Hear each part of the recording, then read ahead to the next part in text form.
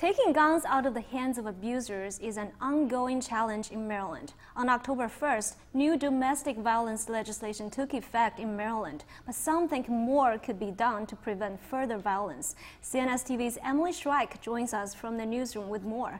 Emily? Thanks, Karen. They call themselves Court Watch Montgomery, and they're taking an aim at judges who they say can do more to crack down on domestic violence. Court Watch Montgomery is a nonprofit group working for justice for Maryland's domestic violence victims.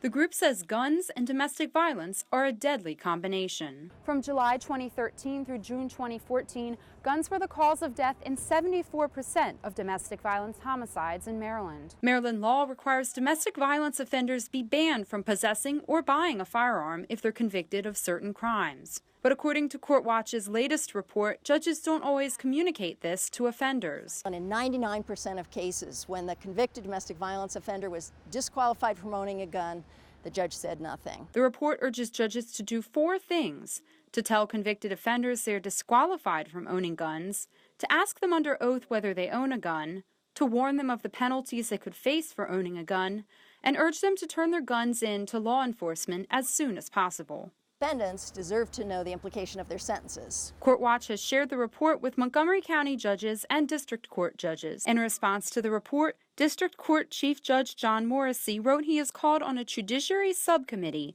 to review the report and come back with recommendations on what both district and circuit courts in the state could do. I think bringing it to judges' attention now is a way to save lives.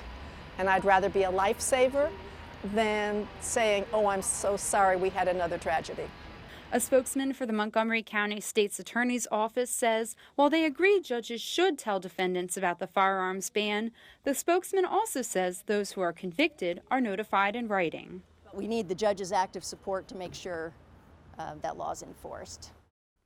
While Court Watch wants to push for legal changes, they believe the existing law could be better implemented, and that's the first step. Live in the newsroom, I'm Emily Schweik. Back to you, Karen.